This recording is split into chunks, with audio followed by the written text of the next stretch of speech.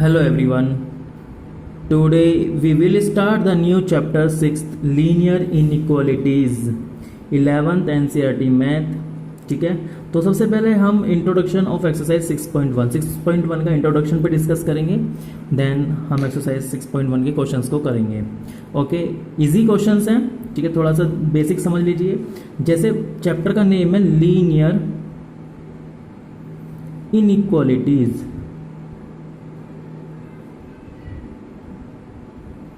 ठीक है, जैसे नाम से ही पता चल रहा है चैप्टर का नाम क्या, लीनियर इनइक्वालिटीज. अगर आई एन हटा दिया जाए इसका मतलब होता है इनइक्वालिटीज यानी कि इक्वल.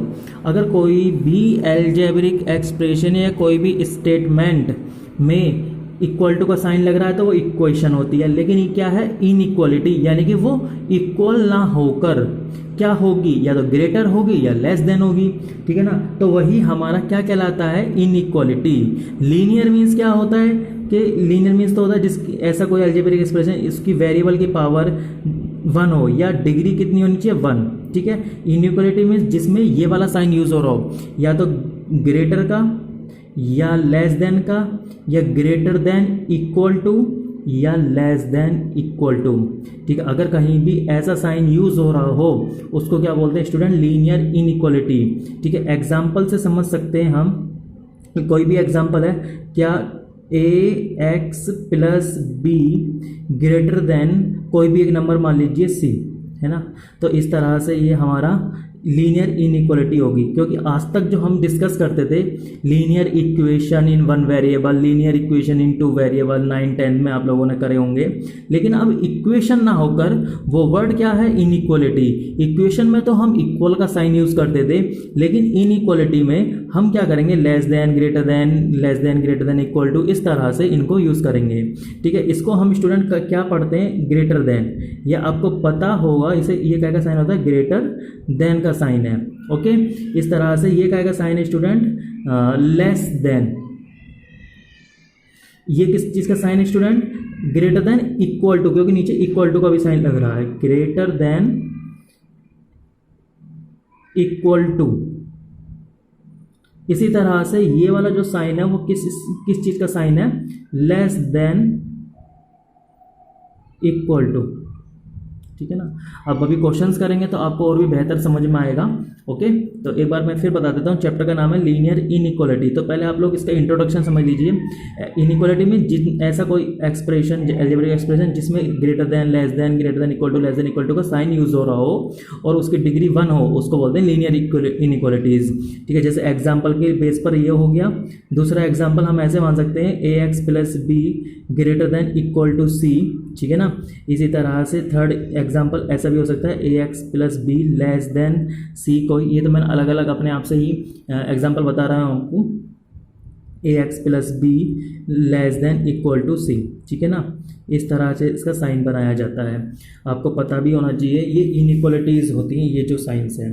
ठीक है, डेफिनेशन अगर देखा जाए तो डेफिनेशन भी यही कर सकते हैं कि a statement involving variables and a sign of inequality, ठीक है ना, is called a linear inequality. ये मैंने शॉर्ट में आपको बता दिया. इनइक्वालिटी मीन्स क्या होता है, इसमें कुछ रूल्स होते हैं स्टूडेंट. इस क्वेश्चंस को करने के लिए कुछ रूल्स होते हैं, जैसे कि आपने छोटी क्लास में किए भी होंगे कि दोनों साइड को प्लस कर लो, माइनस कर लो. तो इस तरह से मैं आपको है ना ये कर करके एग्जांपल के हेल्प से बताऊंगा. जैसे कोई भी एग्जांपल है, सपोज दैट 2 ग्रेटर देन 1. ठीक है, कोई भी हम तुम लोग सभी जानते हैं 2 में, ठीक है ना, ग्रेटर देन 1 लिख रहा है. अगर मैं इन दोनों साइड में 1 प्लस करूं या माइनस करूं तो इसकी इनइक्वालिटी पे कोई फर्क नहीं पड़ेगा, या मल्टीप्लाई भी करूंगा तो कोई फर्क नहीं पड़ेगा. ठीक है, फर्स्ट रूल है, अगर इस इनइक्वालिटी में किसी भी डिजिट से मल्टीप्लाई करो, ठीक है, डिवाइड करो, ठीक है ना. अभी मेरी बात को दोबारा सुने कि जैसे 2 ग्रेटर देन 1 हम जानते हैं 2 बड़ा है 1 से.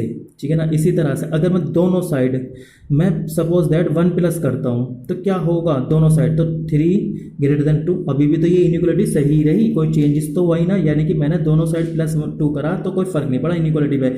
इसी तरह से अगर मैं दोनों साइड माइनस भी करूंगा ना, एक माइनस करूंगा तो कोई फर्क नहीं पड़ेगा, 2 में से 1 गया 1, 1 में से 1 गया 0, तो भी तो ये वेरीफाई करता है। जैसे 1 ग्रेटर देन 0, 1 तो जब भी ज़्यादा ही होता है। इसी तरह से अगर मल्टीप्लाई करूँ मैं किसी भी नंबर से, जैसे मैंने दोनों से तरफ 2 से मल्टीप्लाई कर दी, तो इस पर तब भी कोई फर्क नहीं पड़ेगा, तब भी ये इनइक्वालिटी सही रही, क्योंकि 4 ग्रेटर देन 2 ही होता है। इसी तरह से अगर मैं इसमें डिवाइड करूँ, 2 ग्रेटर देन 1 दे रखा है, अगर 2 से डिवाइड करूँ तो क्या होगा, 2 से 2 कट जाएगा, 1 ग्रेटर देन 1/2, तब भी 1 ग्रेटर ही हुआ। यानी कि अगर सेम साइन से प्लस कर लो, माइनस कर लो, डिवाइड कर लो, मल्टीप्लाई कर लो, तो कोई फर्क नहीं पड़ता इनइक्वालिटी पे, ठीक है ना। इसी तरह से अगर हमारा सेकेंड रूल क्या होता है, अगर सेम साइन से यानी कि अगर मल्टीप्लाई करें, मतलब इनइक्वालिटी में, जैसे सपोज दैट अभी एग्जांपल समझाता हूँ, 2 ग्रेटर देन 1 है, ठीक है ना, ये एग्जांपल से समझना तो अच्छा समझ में आएगा। मैंने क्या करा, माइनस से मल्टीप्लाई करी, अभी बताया ना, माइनस चीज़ से मल्टीप्लाई करी, माइनस साइन से, ठीक है ना, पॉज, तो क्या फ़र्क पड़ा, जैसे माइनस से साइन करूँगा तो -2, ये -1 हो जाएगा, तो क्या होगा, इनइक्वालिटी चेंज हो जाएगी। आप लोग ध्यान रखना, अगर किसी भी रूल में, ठीक है ना, कोई भी इनइक्वालिटी में माइनस से दोनों तरफ मल्टीप्लाई करेंगे तो साइन चेंज हो जाएगा। किसका साइन, ये इनइक्वालिटी का, ओके। जैसे यहाँ प्लस था तो माइनस हो गया, प्लस है तो माइनस हो गया, तो फिर क्या हुआ, साइन चेंज होगा, ये ग्रेटर था अब लेस देन हो गया, ठीक है ना, क्योंकि -1 बड़ा होता है, -2 छोटा होता है। आप लोगों को समझ में आ रहा होगा स्टूडेंट।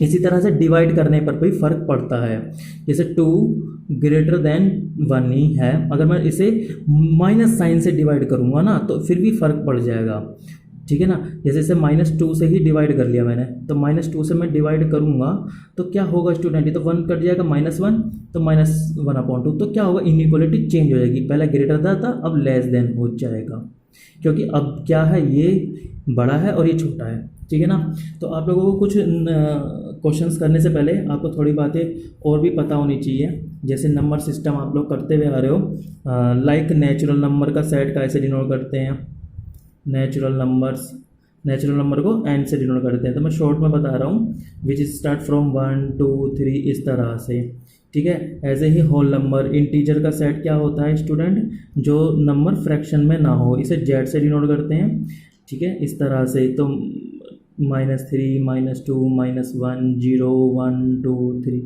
तो इस तरह से ये हमारा इंटीजर्स का सेट होता है। रियल नंबर को हम आर से डिनोट करते हैं, तो ये क्या होता है, -इन्फिनिटी से लेकर -इन्फिनिटी से लेकर, जैसे 3.2 भी हो सकता है, इधर पॉइंटों में भी आता है, याद रखना स्टूडेंट, इसमें 1.2 इस तरह से।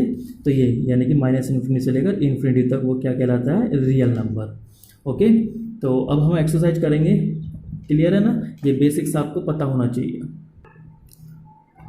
Let's do question number 1 of exercise 6.1, ठीक है ना, चैप्टर है लीनियर इनइक्वालिटीज़, उनको सॉल्व करना है, ठीक है। अब इस क्वेश्चन को सिंप्लीफाई करना है कि 24x लेस देन 100, तो इसमें दो कंडीशन है, फर्स्ट कि जो सेट x है वो नेचुरल नंबर को बिलोंग्स करता है, एंड सेकंड सेट है जो x है वो बिलोंग्स करता है इंटीजर्स नंबर को। ये आपको सिंबल्स पता होने चाहिए, जैसे कि अभी मैंने बताया था, n मतलब नेचुरल नंबर, z मतलब इंटीजर्स नंबर, ठीक है। क्वेश्चन है we have 24x less than 100, तो जैसे हम इक्वलिटी में चेंज करते हैं ना, उसी तरह से सोल्व करना है।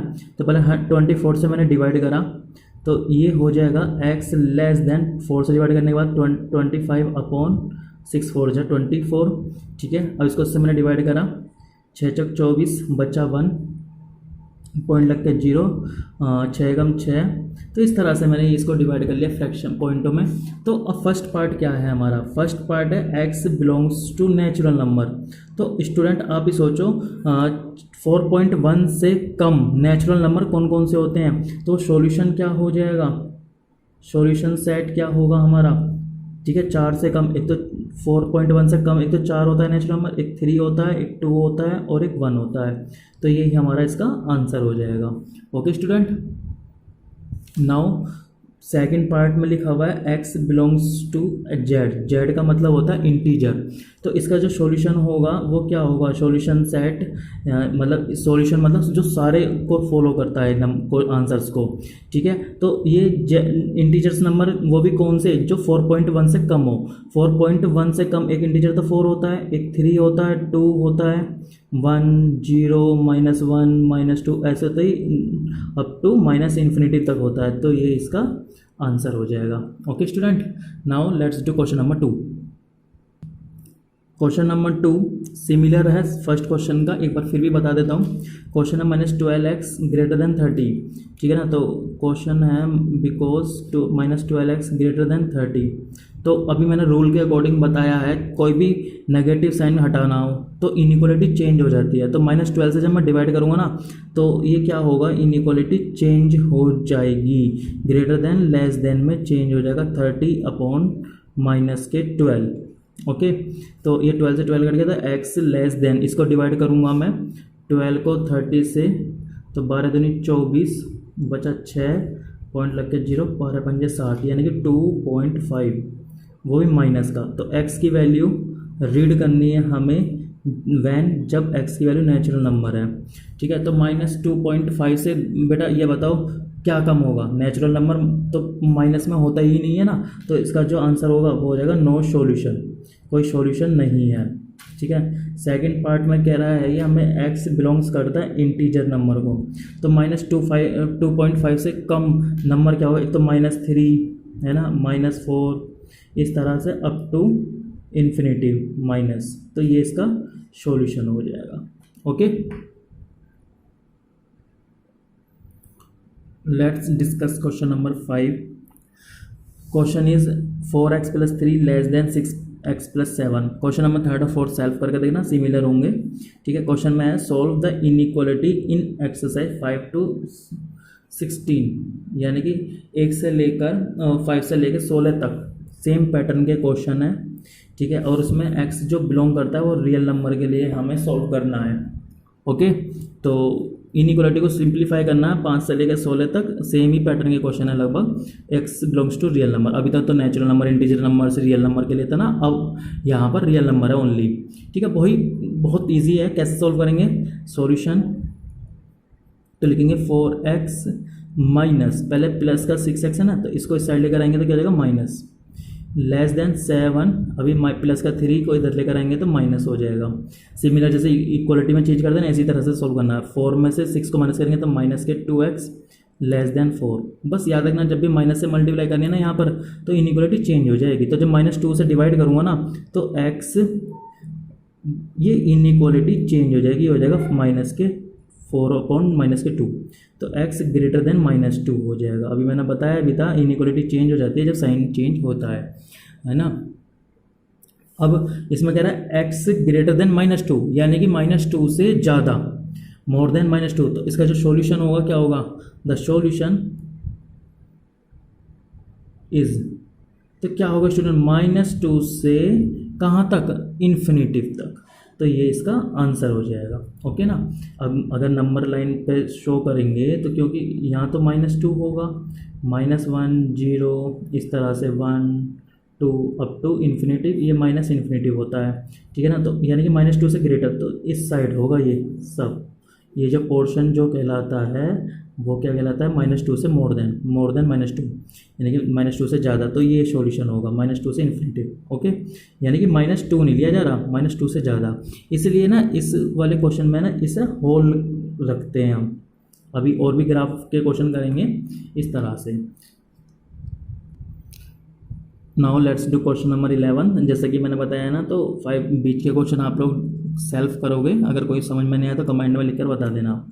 ओके, तो इसे भी इनइक्वालिटी का सिंप्लीफाई तरीके से सॉल्व करेंगे। जैसे कि 5 और 3 का एलसीएम 15 आएगा ना, तो 15 से मल्टीप्लाई कर दी मैंने तो ये कट जाएगा, या इसकी मल्टीप्लिकेशन करेंगे तो 3 3 = 9 x - 2 less than equal to 25, 5 25 2 - x, ठीक है।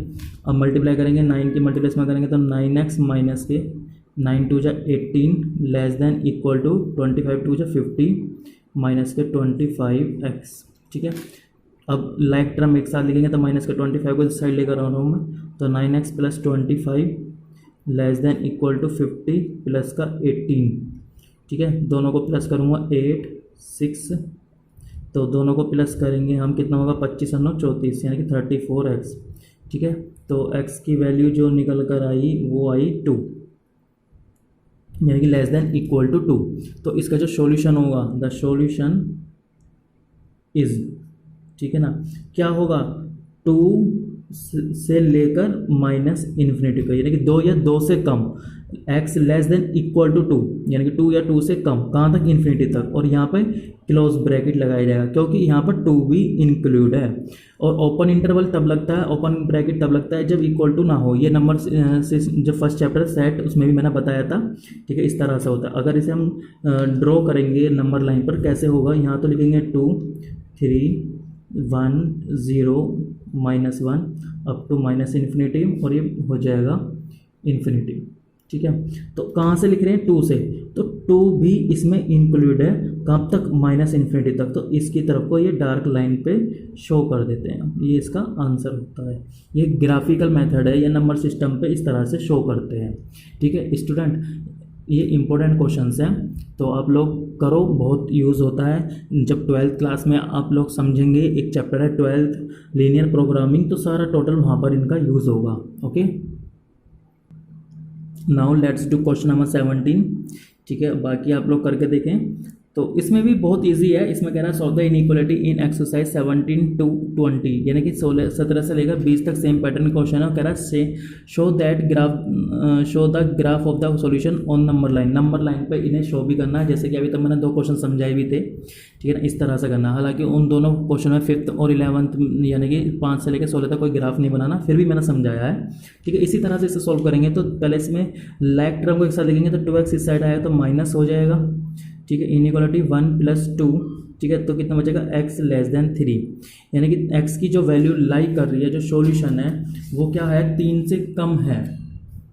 ठीक है, तो जो सॉल्यूशन होगा, द सॉल्यूशन इज क्या होगा, 3 से कहाँ तक, अप टू इन्फिनिटी तक, ये इसका आंसर होगा। अब इसे नंबर लाइन पे कैसे शो करेंगे, बहुत आसान है। जैसे यहाँ लिख लीजिए 3 2, अभी जैसे समझाया था, माइनस इन्फिनिटी तक, और ये अप टू इन्फिनिटी हो जाएगा प्लस का। ओके, तो कह रहा है 3 से कम, जब 3 से कम है ना, तो इस तरह से एरो लगा लेंगे। अब इसे थोड़ा सा डार्क कर देंगे और यहाँ पर जो होल कर देंगे, इसका मतलब होता है कि 3 को इंक्लूड नहीं कर रहे, है ना, 3 एक्सक्लूड है। ठीक है, ये इसी का आंसर है। अब आप लोग इसमें क्वेश्चन नंबर 17 18 19 20 क्वेश्चन करके देखेंगे। अब हम वर्ड प्रॉब्लम पर डिस्कस करेंगे। Let's do question number 21। ये वर्ड प्रॉब्लम क्वेश्चन है स्टूडेंट, आगे के थोड़ा सा आप लोगों को समझना पड़ेगा। अभी तक क्या था, इनइक्वालिटी बनी हुई थी, इनइक्वालिटी अब बनानी पड़ेगी। तो इसमें लिखा हुआ है क्वेश्चन, अच्छे क्वेश्चन होते हैं ये। Ravi obtain 70 and 75 marks in first 2 units, यानी कि शुरू की 2 यूनिट में रवि हमें 70 मार्क्स एंड 75 मार्क्स ऑब्टेन करता है। और आगे लिखा हुआ find the number of if minimum marks he should get in the third test to have an average of at least 60 marks. ये बोलता है कि फाइंड द नंबर, हमें वो नंबर फाइंड करना है इफ़ मिनिमम मार्क्स, जो कि मिनिमम मार्क्स कहलाएं। क्या कह रहा है, he should get in the third test, जो थर्ड टेस्ट में मिनिमम मार्क्स कितने होंगे जिससे कि एवरेज एटलीस्ट कम से कम 60% बन जाए। यानी कि कह रहा है कि 70 नंबर एक टेस्ट में 70 नंबर आए, सेकंड टेस्ट में 75 मार्क्स आए, लेकिन थर्ड यूनिट में या थर्ड टेस्ट में कितने नंबर कम से कम लाए। ठीक है ना, जिससे कि एवरेज 60% तो कम से कम हो। तो लिखेंगे लेट, हमें जो फाइंड करना है उसे लेट कर लिया करो स्टूडेंट। ठीक है ना, लेट रवि ने प्राप्त करे, यानी कि let Ravi get x marks, हमें नहीं पता वो मार्क्स क्या है, तो हमने x सपोज करा। ठीक है ना, let Ravi get x marks is, कौन से टेस्ट में, थर्ड टेस्ट में, इस third test, third unit test कह दीजिए चाहे, है ना। अब क्या कहता है, इनका जो एवरेज मतलब तीनों को मिलाकर, यानी कि पहले में तो 70 ला रहा है, दूसरे में 75, तीसरे में x मान लिए, एवरेज को 3 से डिवाइड करेंगे। ठीक है, कम से कम 60% हो, ज़्यादा से ज़्यादा चाहे कितने भी हो जाए, तो यानी कि ये वाला साइन लगाया जाएगा। याद रखना, एट लीस्ट जब भी होगा तो ग्रेटर देन इक्वल टू आएगा, और एट मोस्ट होगा ये लेस देन इक्वल टू, ये प्रोबेबिलिटी में भी बहुत यूज़ होता है।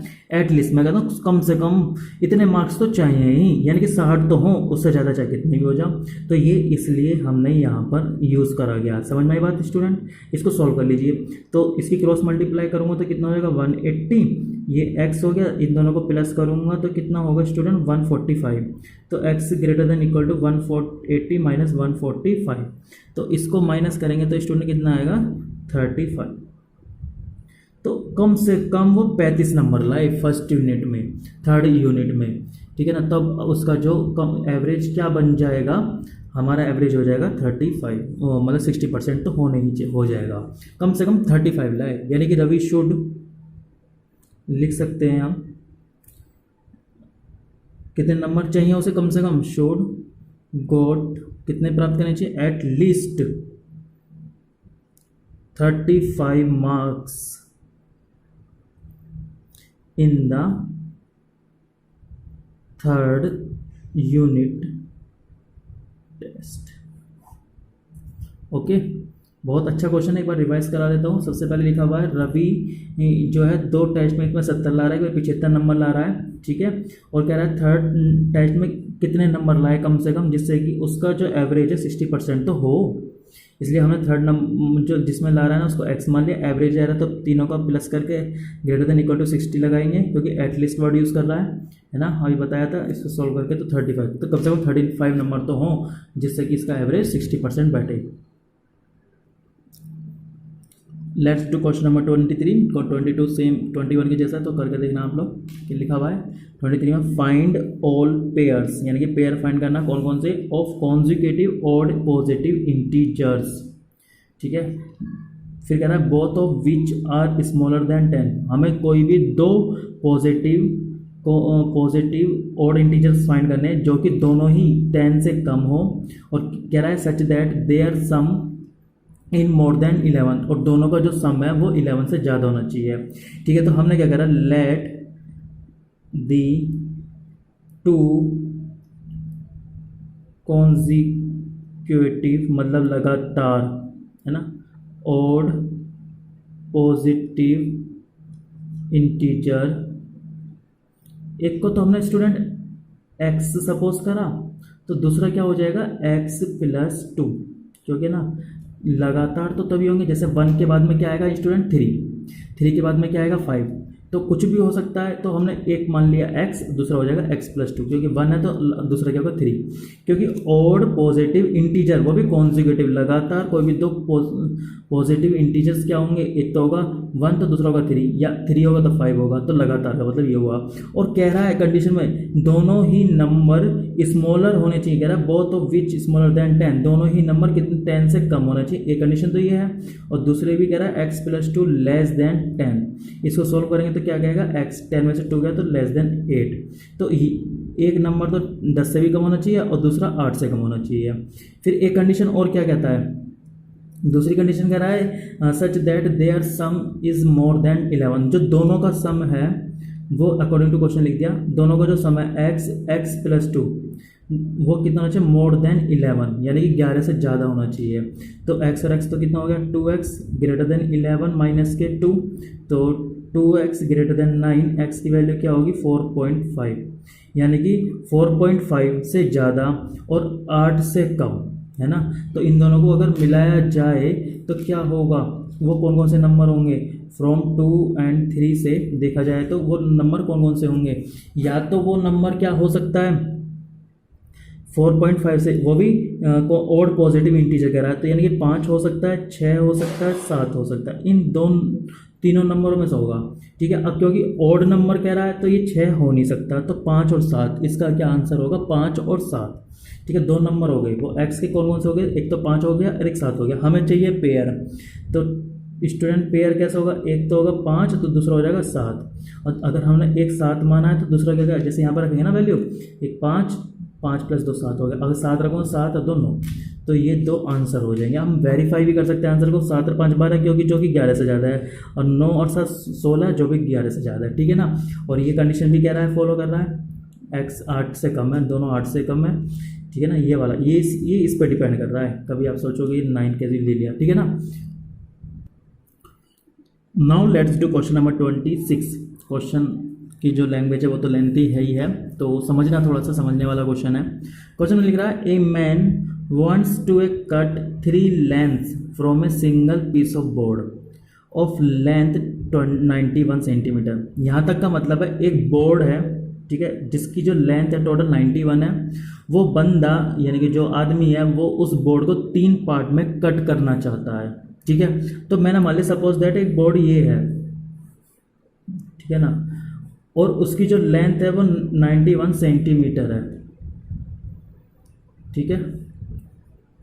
और ये बोर्ड को वो 3 पार्ट में डिवाइड करना चाह रहा है। सपोज दैट एक पार्ट ये हो गया, दूसरा पार्ट ये हो गया, 1 2 3 पार्ट हो गया ना। ये फर्स्ट बोल दिया, ये सेकंड बोल दिया और ये थर्ड हो गया।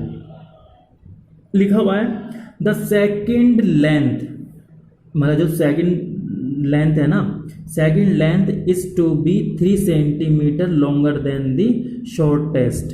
यानी कि सपोज दैट हमने शॉर्टेस्ट की लेंथ तो मान ली x, तो दूसरा वाला क्या होगा, क्या कहता है the second length is to be 3 centimetre longer than the shortest side. जो शॉर्टर बोर्ड है वो 3 सेंटीमीटर ज़्यादा है सेकंड वाला, ठीक है। तो x+3 हो जाएगा, इसकी लेंथ x सेंटीमीटर है, दूसरे की x+3 होगी। फिर आगे क्या कह रहा है द थर्ड लेंथ, यानी कि जो ये वाला पार्ट है, इज टू बी ट्वाइस, दुगुना होगा, as long as the shortest. जो शॉर्टर है ना, शॉर्टर हमारे पास x है तो ये कितना होगा 2x, ठीक है। पहली कंडीशन तो बच्चों ये बन गई क्या, अगर देखा जाए अकॉर्डिंग टू क्वेश्चन कि तीनों का जो सम होगा वो कभी भी 91 से ज़्यादा नहीं हो सकता। यानी कि मोस्ट एट मोस्ट क्या होगा 91, पहली कंडीशन ही हो गई, ठीक है। तो यहाँ से x की वैल्यू फाइंड कर लेंगे। अब आगे वाली कंडीशन भी कुछ लिखा हुआ है, अभी और लैंग्वेज में कह रहा है what are possible length. Possible length क्या हो सकती है फॉर द शॉर्टेस्ट बोर्ड, जो छोटे बोर्ड की है। इफ द थर्ड पीस मतलब ये 2x अकॉर्डिंग टू क्वेश्चन, ठीक है ना। जो थर्ड पीस है इज टू बी एटलीस्ट का मतलब greater than equal to 5 centimetre longer than the second. जो सेकंड लेंथ है ना x+3 उससे 5 ज़्यादा हो, ठीक है ना। तो हमने पहले क्या करा, इसकी कंडीशन बना ली, जो लैंग्वेज दे रखी थी ना उसका मतलब ये लिख लिया। अब इसे सॉल्व कर लीजिए आप। तो x 2x x और x कितना हो जाएगा 4x less than equal to 91 में से हम 3 को माइनस करेंगे तो स्टूडेंट कितना होगा 88, और इसको डिवाइड करेंगे तो x लेस देन 2 और 2 22 हो जाएगा। यानी कि जो x की वैल्यू 22 से कम होनी चाहिए, और यहाँ पर 2x minus X greater than equal to 5 और 3 8, x is greater than equal to कितना हो जाएगा स्टूडेंट, यहाँ पर भी 8। यानी कि जो x की वैल्यू है कम से कम तो 8 हो, ज़्यादा से ज़्यादा 22 हो, यानी कि इन दोनों के बीच में लाई करेगी। तो इसको लिखेंगे एट लिस्ट, ठीक है ना, एट लिस्ट 8 सेंटीमीटर लॉन्ग। हम ज़्यादा से ज़्यादा कम से कम जो है 8 सेंटीमीटर का टुकड़ा होगा, ठीक है ना, but not more than 22 centimetre long, ठीक है ना। ये इसका आंसर हुआ। याद रखना कभी भी एटलीस्ट मतलब ग्रेटर देन का साइन लगेंगे और एटमोस्ट में कम से कम का लगाएंगे। तो पहले तीनों का प्लस 91 है तो x की वैल्यू कम से कम जो है ज़्यादा से ज़्यादा 22 होगी और कम से कम 8 होगी। तो इसी लाइन को हमने ये यहाँ पर लिख लिया है, ठीक है स्टूडेंट। Thank you. और आज आप लोग पहले इस एक्सरसाइज को कंप्लीट करेंगे, नेक्स्ट हम स्टार्ट करेंगे कल। Thank you.